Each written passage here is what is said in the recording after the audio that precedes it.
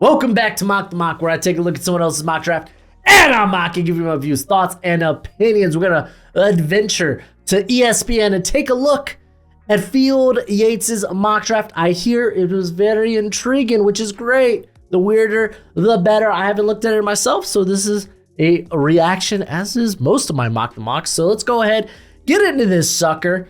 What do you got at number one? We're going to do anything weird at number one? Nope, we're going Caleb Williams. So par for the course thus far. Listen, I get it, man. I think about like 75 to 80% of people think, yes, this pick is probably going to be Caleb Williams. It's probably just wise to go with Caleb Williams at this point. And you don't have to hate Justin Fields to think the best options traded him. Like, Fields was like my second highest prospect in that 2021 class.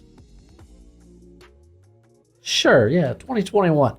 But I had him right behind T-Law, man. I'm a big fan, but Caleb Williams is a better prospect coming out. It just seems wiser to reset that rookie contract at quarterback. Matt Eberflus and Ryan Poles, they didn't draft Fields. They get to go and draft their guy. This isn't your pick. So, yeah, it just makes all the sense in the world to me.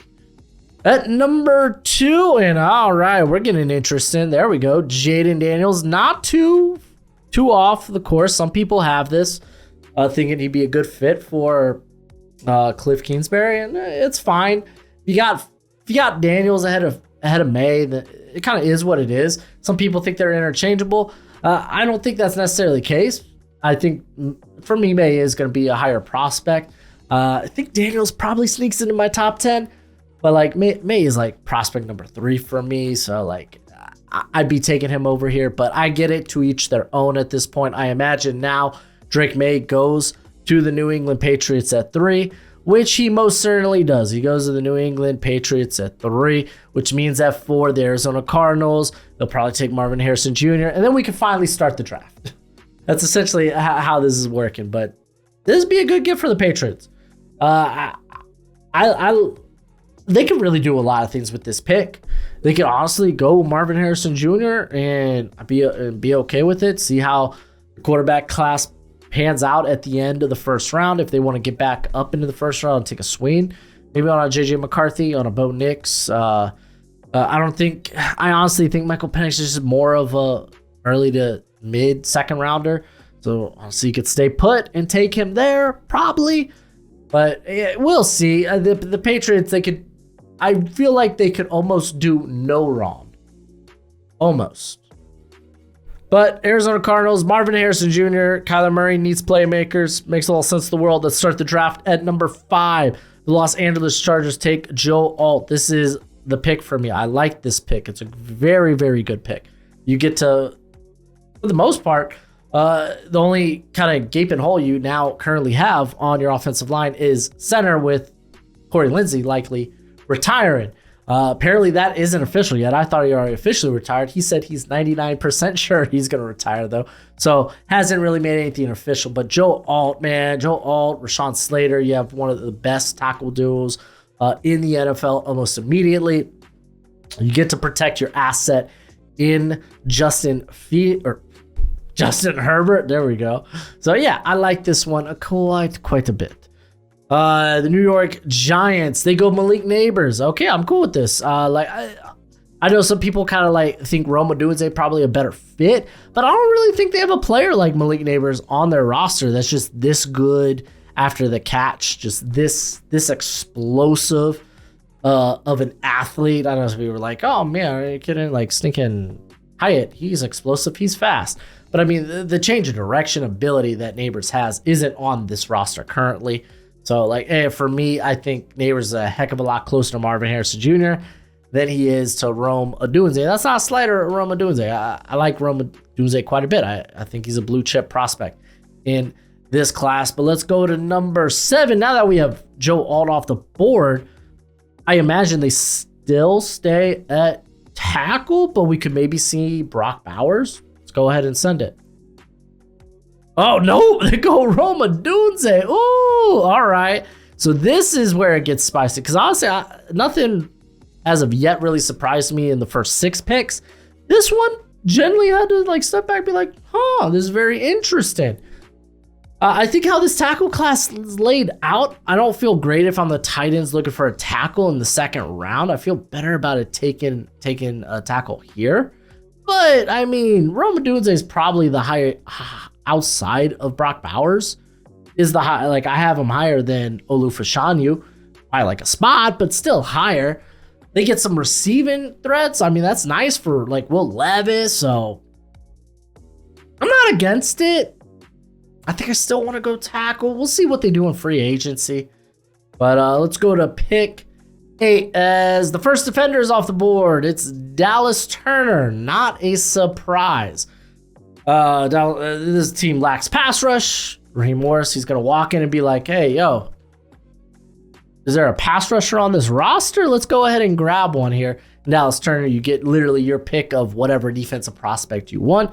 So they don't even have to stick with like an edge player. They could go with like, I don't know, Byron Murphy. They could go maybe with a corner. Whoever's the top defender on their board, they probably take at this pick. Obviously, if Jan Daniels isn't available, which I don't think that he will be. Dude, maybe they go JJ McCarthy. I don't know, man. I don't know. I'm just gonna throw that out there. JJ McCarthy hype. We're in JJ hype season. Watch out. But before we go to pick 9, I have a draft guide. If you want to know more about these prospects, then shoot. Go ahead, take a look. Listen, I know you love the NFL draft as much as I do, and you're going to want a nice hefty watch list of players during this college football season. Well, go ahead, check out my draft guide. You can purchase it for only $30 by Venmoing or PayPaling me. Links in the description. It's a one-time payment and you get it for this whole draft cycle and forever and always. Technically, it's a Google spreadsheet. So send me your email when you send the payment. I'll get you hooked up. You will see my current prospect rankings and big board, my full evals. And guess what? It updates throughout the whole draft cycle. So it's a great purchase and it's a great way to support the channel. Yep, that draft guide is a great. Matter of fact, later this week, I'm going to be pumping out a 7-round mock draft. So, hey, if you want to know all the prospects that are going to be in that mock draft, they're on the draft guide. So let's go ahead and get into pick 9. And it's Liatu Latu. Ooh, they do go edge. I do think this is, I guess, more of like my take. I think Jared Verse is a better fit, but I'm not against Liatu Latu. I think Liatu Latu, while you might not have the ceiling of guys like Dallas Turner or Jared Verse, his floor is, I think, a lot safer.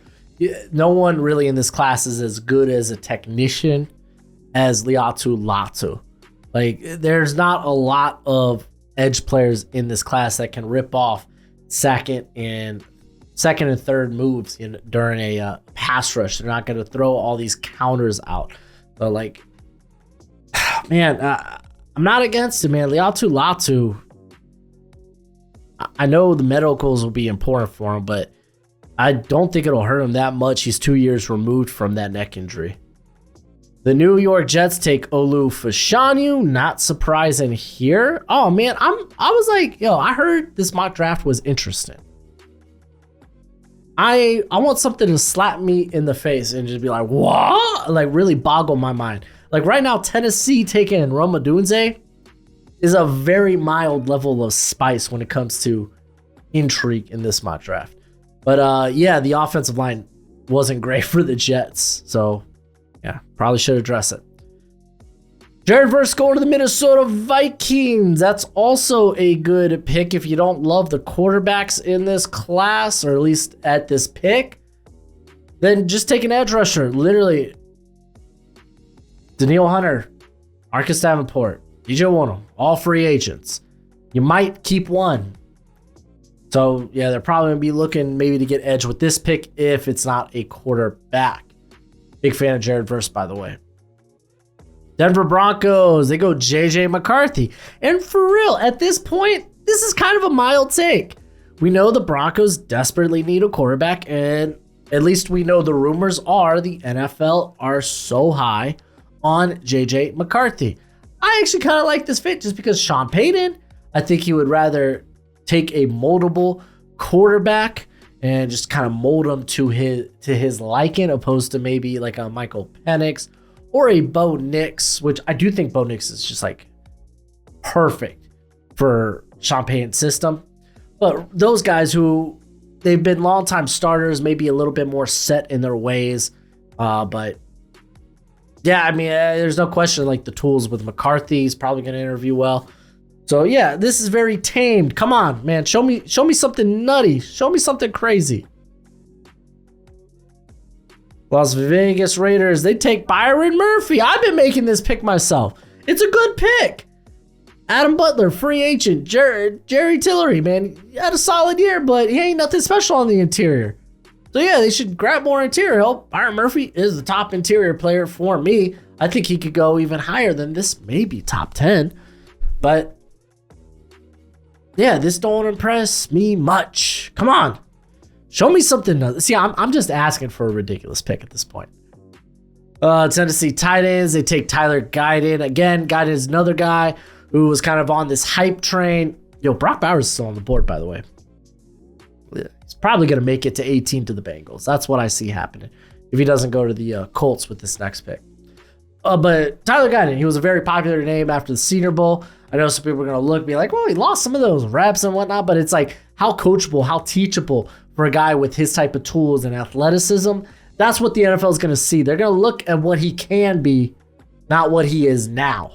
So I could see him going to the Saints because a similar thing happened to a Trevor Pennon, who had a very, very nice Senior Bowl and teams just fell in love with him. Indianapolis Colts do not go Brock Bowers, but they go Terrion Arnold, which, yeah, they need corner help desperately. I mean, they were very young at corner last year. I think your starters outside, in terms of like most snaps, was like Juju Brents, who was actually fairly solid, and then Jalen Jones, who was all right. He was okay. Do I love him as my corner 2 on the team? Probably not, but he's a good depth piece moving forward. Terrion Arnold comes in and immediately he can play inside, he can play out. He's gonna test out like a freak athlete. Yeah, this is like, I like this pick for the Colts quite a bit. I think they're in a great spot to get the top corner, whoever that may be on their board. Seattle Seahawks, oh, they take Brock Bowers. I should have saw that coming. They got Noah Fant, Kobe Parkinson as free agents. Will Disley's a good blocker, but Brock Bowers gives them that spice. I mean, Mike McDonald, he's coming from a Ravens team that loves Mark Andrews, and he's going to be like, you know what, man, I wouldn't mind having my own Mark Andrews for this offense. Kind of curious, Ryan Grubb. I know it's a college system, and you know there's going to be some changes when it comes to adapting some stuff to the NFL, but his college system didn't make a big use of its tight ends. And to be frank, I think they were like 3 tight ends deep, so they use their tight ends like quite frequently in a rotation. So again, his system's going to look vastly different in the NFL. I say his system, it was more like Caden DeBoer, but regardless, it's going to look different in the NFL, like with anyone coming from the college ranks, like your Chip Kellys and Cliff Kingsbury's and such. Even you can even see Pete Carroll, but I mean, that's more from a defensive aspect. Jacksonville Jaguars take Jackson Powers Johnson. He can play guard. He can play center. It don't matter because they're not good really at either of those positions. Brandon Sheriff, this guy that just keeps getting beat up. No one at left guard currently. And Luke Fortner, not going to say called it, but I didn't say he was that good. I said he wasn't that good his rookie year. And then he wasn't that good this year either. People got on me like, oh, he was one of the better rookies his rookie season. No, he wasn't. I'm not doing a victory lap or anything. I don't like to do a victory lap on someone's downfall. I'm just saying not much changed from his rookie year to this year. But I absolutely love Jackson Powers Johnson. Legitimately plug and play. Talanisa Fuaga, a very much expected pick here at 18 for the Cincinnati Bengals, and he fell this far. It's like, yeah, this is a great spot. Let's go ahead and snag him. We have an opening at right tackle. Jonah Williams wasn't even that good anyway. Like a very average tackle, but you could definitely try to upgrade. Fuaga could potentially be that upgrade. But before we get to the Rams at pick 19, got to give a shout out to Underdog Fantasy. Thank you for being the sponsor of today's video. If you like weekly best ball or my favorite player prop bets, going higher or lower on those suckers, then check out Underdog Fantasy. They don't just do football. They got all kinds of sports, even esports. It's kind of nuts. And when you sign up using promo code Broshmo, they will match your first deposit up to $100 dues. So, hey, you like that? Then check out Underdog Fantasy, but please bet responsibly. Bet within your means. Pick 19, Los Angeles Rams. We go Quinion Mitchell. They need a good corner. They got size, they got speed, but they don't have both. And to be fair, their best corner, Witherspoon, who kind of a journeyman at this point of his career, but I think he is a free agent. Yep, he's scheduled to be a free agent. So yeah, the corner, they're kind of another team in a good spot where they can kind of just let the draft fall to them and just take whoever the top player is on their board, whether that be maybe a tackle, an edge player, I'm not even gonna lie, I wouldn't mind Jackson Powers-Johnson at this pick because Coleman is a free agent. Their center, Brian Allen's not that good. So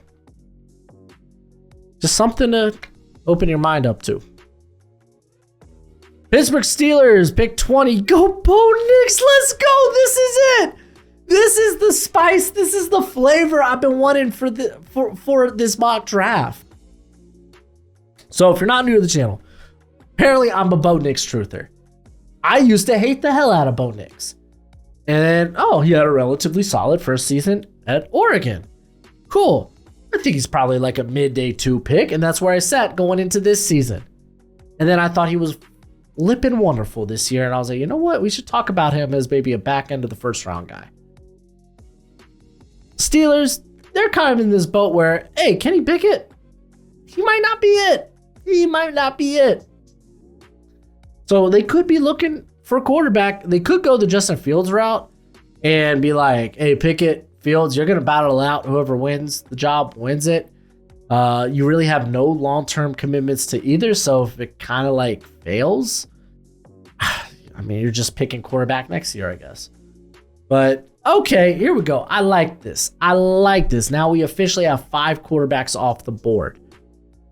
The Miami Dolphins are next. B tackle. This works. I don't mind it. It's Troy Fautanu. I'm cool with either or. I just want some offensive line help. We got Robert Hunt heading to free agency. Terran Arnold contemplating retirement. We really had no one good at left guard. So, I mean, you could really start Fautanu there. You can move Robert Jones to right guard, which, like, Jones, it's not like he's anything special, but I think he's shown a little bit of promise the last 2 years. Don't get me started on Liam Eichenberg.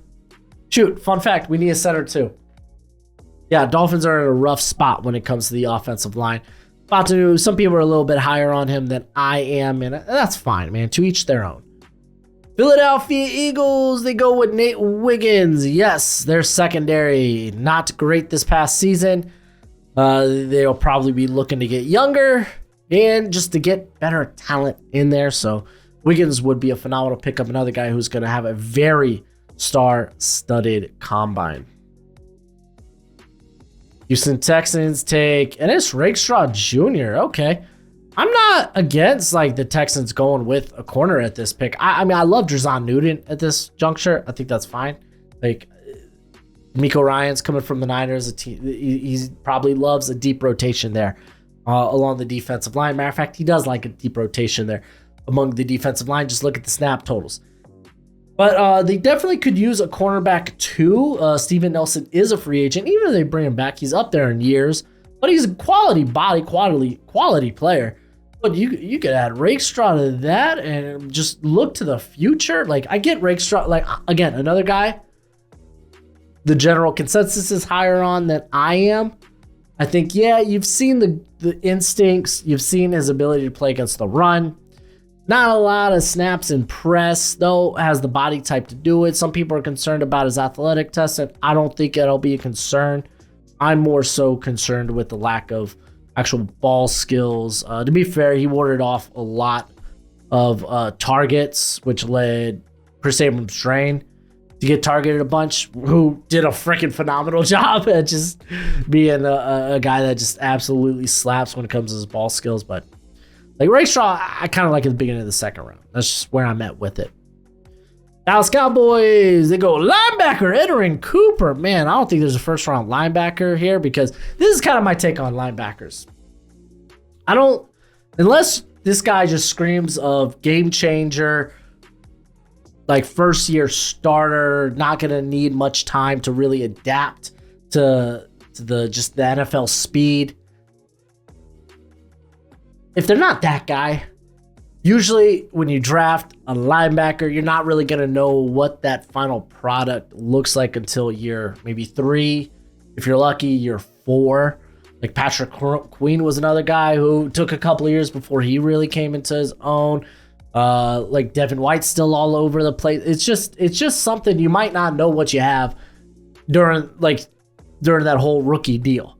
It's like linebacker's such a cerebral position that it takes guys time to get accustomed to the NFL game. But I get swinging on these guys who are long, who are fast. It's just, I don't think there is that guy that's just this immediate, like, oh yeah, he's going to be a stud day one, take him up in the first round. I just don't, I think few of those guys really exist when you look at it year after year after year. But Cooper goes here. He is my linebacker 1, so I'm not going to dispute that too much. All right, before we get into pick 25 at Green Bay, I want to say what's crack-a-lackin'? It's your boy Broshmo, just in case you did not know. So go ahead, become a bro and subscribe if you haven't already, and leave that thumbs up if you enjoy the content. As always, let me know what you think in the comment section below, where we have that nice, beautiful football discourse. We got Cooper DeJean. Yep, it's always Cooper DeJean to the Packers. I'm sorry, it just makes sense. I get it. He's a guy, maybe he could play safety, maybe he could play in the slot, but I think he could be a really good outside corner. I really do. But the Packers having this availability in the secondary just makes him a very alluring pick. All right, we got pick 26, Tampa Bay Bucks. They go Graham Barden. Not too out of this world. Barden could play left guard or even center. Like Robert Hainsey is actually a very versatile piece of guy. I think you can literally slap at any position. I think, though, he might just be a high-end backup. I don't know if he is a surefire starter. And if anything, it's like, I think Robert Hainsey, at least at this point, this is what I'm taking from what we've seen this last season. It's like, if he's the worst player on your offensive line is probably in good shape. As it stands right now, he is not the worst player on their offensive line, unfortunately, which means the offensive line is not in good shape. So yes, they should add players like this, like a Graham Barton. Graham Barton, I like him. I got him in like the 30s, 40s range. So it's like, this isn't too out of the blue. Arizona Cardinals, they go JC Latham. Fun fact, I freaking totally forgot that the tackle class is still here. We still got Amarius Mims on the board as well. So yeah, there's still a lot of prospects to go here. But JC Latham just sitting here for the Arizona Cardinals kind of would be a home run. You move Harris Johnson over to left tackle. You got your right tackle here in JC Latham. You have Marvin Harrison Jr. It's kind of a home run draft at this point. Like, they could probably go defense for the rest of the draft, feeling really good about what they did for the offense here. Buffalo Bills, Brian Thomas. He better be the next guy off the board at this point. The Bills, they would probably love to get a receiver. Gabe Davis is going to walk in free agency, probably. But yeah, Brian Thomas would be a great pickup, and everyone and their mom are mocking wide receivers to the Bills. That's just what it is. Outside of the Bo Nix pick, I haven't really been flabbergasted by anything. I'm not gonna lie, I'm a little let down by this mock draft.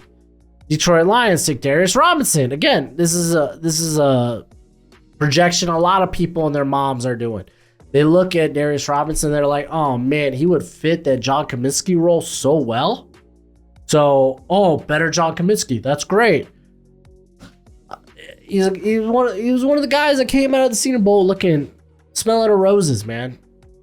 Like, he's real good. So, again, not surprised by this. Baltimore Ravens, they go Kamari Lassiter. I haven't seen Kamari Lassiter in the first round discussion quite a bit. So it's good to see him here. They could definitely use a corner too. Makes sense. Again, not flabbergasted by this pick. It's one. Well, I guess I'm a little taken back that Lassiter is ahead of Kool-Aid McKinstry. But I guess that's just personal preference. I'm higher on Kool-Aid than I feel like a lot of the draft world. San Francisco 49ers go Amarius Mims, Baynard pick. He gets to learn from Trent Williams. You can immediately slot him in there at right tackle. It makes all the sense in the world, especially when the tackle class was kind of falling to you. So let's see if something different happens here. At pick 32, they go AD Mitchell. Okay. Yeah, they need wide receiver. I'm not going to lie to you guys. I am disappointed in this mock draft. Because the way I've seen some people talk about Field Yates' mock, I thought it was going to be wild. I thought it was going to be nutty. Maybe I hyped it up too much. Maybe I was thinking it was going to be like Maurice Jones-Drew, there we go, type of mock draft. I put it on a pedestal. I came in, and straight up, what I found was outside of the Pittsburgh Steelers pick, this is a very basic mock draft. And that's A-okay. That's fine. I think it might be his first of the draft season. So he's out here playing T-ball when it comes to mock drafts. That just happens to be the case here. We could talk about all the other different options that Chiefs can go with. Keon Coleman, Troy Franklin, AD Mitchell. Shoot, Xavier Worthy's probably in the run in here. But they go receiver just makes a lot of sense. And they go there nonetheless. So I don't know. You let me know what you think in the comment section below. Oh, he's got his rankings out too. Do I got time? I got time. Let's run through this real quick. Oh, is this like a big board? I just want to jump to his rankings. Let's see if he's got legit top 5. Oh, he does. He's got Bo Nix ahead of JJ McCarthy. I like it. Yeah, these are my top 2 backs. Oh man, I feel like I'm lower on Lloyd than everybody. Got a couple of fullbacks here. I just list them as tight ends because they basically are. It's kind of shocking Keon Coleman didn't go in his mock and he was his 5th, but I feel he probably just thought AD Mitchell was the better pick. I mean, he has Ben Sinnott listed as a freaking fullback, so that doesn't surprise me. And Dalen Holker. But I'm surprised, Jared Wiley over Stover? Interesting. Let's look at the guards here. Oh, no. Christian Haineslove? No Christian Haineslove. Ooh, this is a little rich on Dylan McMahon. McMahon's a little light in the pants. Don't play like it, though. Let's see. Anything oh, no Tavondre Sweat. Interesting. I gotta lie. I say this looks basic. This kind of looks basic because it's similar to my rankings. Actually, this kind of blows my mind. Jared Hicks at safety 1. I ain't against it. But hey, that's it for the video. Go ahead and do that YouTube thing. Remember, 7-round mock draft going to be out later this week. I just wrapped it up today and I got to record it. So be on the look for that. But as always, until next time, you be easy, my friends. Later.